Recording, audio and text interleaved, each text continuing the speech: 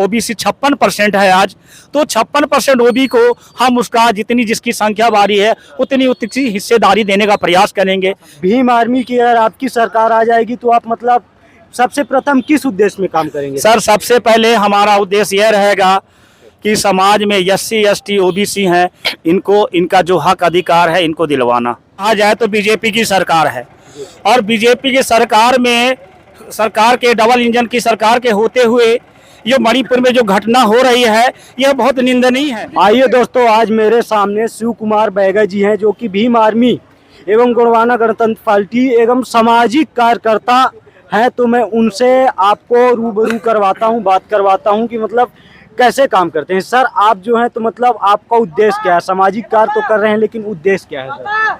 जो मैं समाज के लिए इसीलिए काम कर रहा हूँ। हमारे आदिवासी मूल निवासी समाज में बहुत सारे ऐसे सरकार के जो नियम है वो सामाजिक तौर पे गैर नियम समझ में आ रहा है, तो मैं समाज को उत्थान करने के लिए मैं समाज का काम कर रहा हूँ। समाज को शिक्षा से और सही रोजगार से जोड़ सकूं, ऐसा मैं काम करने का विचार कर रहा हूं। अच्छा सर, जैसे अभी विधानसभा चुनाव का जो होने वाला है तो इसमें भीम आर्मी भी की तरफ से भी चुनाव लड़ाया जाएगा या नहीं लड़ाया जाएगा सर? संभावना है सर, चुनाव पूरी तैयारी भीम आर्मी की टीम कर चुकी है, चुनाव लड़ाएगी अपने मैदान में। अच्छा सर, जैसे आदिवासी भाइयों के साथ जो अत्याचार होते हैं, अन्याय होते हैं, तो मतलब उसमें आप कैसे उद्देश्य देंगे सर कि मतलब ये रोका जाए? सर सबसे प्रथम तो समाज को जागरूक करना है, समाज को अपने हक अधिकार के लिए उन्हें प्रेरित करना है। तब जा हम ये अकेली की लड़ाई तो नहीं है, जब तक पूरे समाज नहीं लड़ाई लड़ेगी अपने हक अधिकार के लिए तब तक हम सफल नहीं हो पाएंगे। तो हमारा जन जन तक यही मैसेज रहेगा कि हमारा समाज, आदिवासी मूल निवासी समाज जागरूक रहे, अपने अधिकार के प्रति सजग रहे, जागरूक रहे और लड़ाई लड़ सके, चाहे मैदान में लड़े, चाहे संसद में लड़े, चाहे विधानसभा में लड़े। अच्छा सर, जैसे संविधान से इंडिया शब्द हटाया जा रहा है तो उसमें सर आपकी क्या राय है सर? इंडिया शब्द तो संविधान में ही बाबा साहब ने हमें दे दिया है, भारत दैट इज इंडिया दे चुका है, तो हमें संविधान का मानना चाहिए, ना कि किसी के बहकावे में हमें आके अपना जो भी प्रक्रिया जो अनाप शनाप के लोग बकते रहते हैं उनके बातों हमको नहीं आना है। क्योंकि बाबा साहब ने वो पूरे भारत की देश की नहीं पूरे विश्व लेवल के विश्वविख्यात व्यक्ति हैं, उन्होंने हमें संविधान दिया है, उन्होंने उल्लेख किया है कि भारत दैट इज इंडिया होना चाहिए। अच्छा सर, आप बताइए कि जैसे मणिपुर में जो आदिवासी भाई के साथ, आदिवासी महिला के साथ जो अत्याचार हुआ उसमें आप क्या बात बोलेंगे? सर सबसे बड़ी बात यह है कि मणिपुर में आज के समय में कहा जाए तो बीजेपी की सरकार है और बीजेपी की सरकार में सरकार के डबल इंजन की सरकार के होते हुए ये मणिपुर में जो घटना हो रही है यह बहुत निंदनीय है।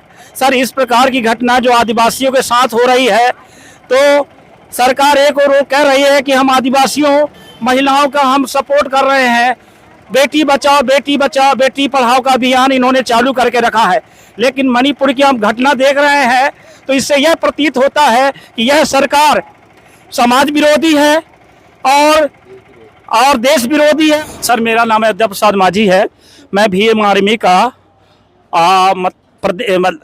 संभागीय सचिव हूँ। सर मैं अपने भीम आर्मी की ओर से मैं यह कहना चाहता हूँ कि आज जो ये घटनाएं घट रही हैं, आपने मणिपुर के बारे में बात की, तो सर इस तरह की घटनाएं जब तक सोशल मीडिया नहीं था सर तब तक ये घटनाएं रोज घटती थी और इसके बारे में हमको जानकारी नहीं हो पाती थी। जब से सोशल मीडिया आया है तो हमको कहीं भी छोटी मोटी घटनाएं होती हैं सर ये जानकारी हमको प्राप्त हो जाती है। इससे पहले भी बहुत सारी घटनाएं घटती थी लेकिन हमको जानकारी नहीं हो पाती थी। तो सर जैसे मध्य प्रदेश में तो माननीय मुख्यमंत्री मामा जी तो बोलते हैं कि हमारी बहनें जितनी भी हैं, लाडली बहनें सब खुश हैं। मामा जी जो कह रहे हैं, ये मामा जी देखिए कहते कुछ हैं करते कुछ हैं। इनकी सरकार जो है एक ये मनुवादी है और ये समाज विरोधी है। एससी एसटी ओबीसी को इन्होंने क्या कर दिया है कि इन्होंने वोट हमारा राज तुम्हारा, इस तरीके से हमारा वोट लेकर राज वो कर रहे थे। लेकिन हम जाग रहे हैं सर, आज हम समझ रहे हैं। हमको हिंदू मुस्लिम में, सिख से आपस में लड़ाया जाता था और हमको ये वोट बैंक की राजनीति के द्वारा एक दूसरे से हमको काट कर रखा गया था और इसके द्वारा ये संविधान को धीरे धीरे खत्म कर रहे थे। आज हम लोग जाग रहे हैं। अच्छा सर, जैसे भीम आर्मी की अगर आपकी सरकार आ जाएगी तो आप मतलब सबसे प्रथम किस उद्देश्य में काम करेंगे? सर, सबसे पहले हमारा उद्देश्य यह रहेगा कि समाज में SC ST OBC हैं, इनको इनका जो हक अधिकार है इनको दिलवाना, और OB शिक्षा के क्षेत्र में हम कार्य करेंगे। और जो OBC है, OBC का जो OBC 56% है आज, तो 56% OB को हम उसका जितनी जिसकी संख्या बारी है उतनी हिस्सेदारी देने का प्रयास करेंगे। इसमें SC ST OBC के लिए हम सबके लिए बराबर हम क्या करेंगे, आरक्षण की व्यवस्था करेंगे। संविधान जो जिस तरीके से तोड़ा जा रहा है उस संविधान को बचाएंगे, और जो जिस तरीके से सरकार ने प्राइवेटाइजेशन किया है उस प्राइवेटाइजेशन को हम सरकार फिर से उस संपत्ति को सरकारी संपत्ति के रूप में तब्दील करेंगे, और लोगों को इस प्राइवेट जो कंपनियां हैं इसमें भी आरक्षण देने का प्रयास करेंगे।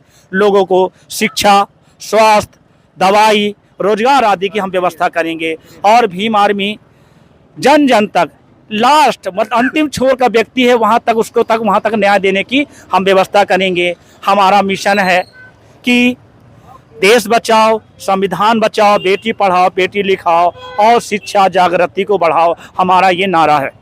बाबा साहेब, बाबा साहेब, बाबा साहेब। जैसे कि दोस्तों आपने देखा है कि अभी मैं आपको भीम आर्मी कार्यकर्ता लोगों से आपको उनकी उद्देश्य बताया हूं, तो उनका यही उद्देश्य है। आप बने रहिए मेरे साथ BL न्यूज़ TV के।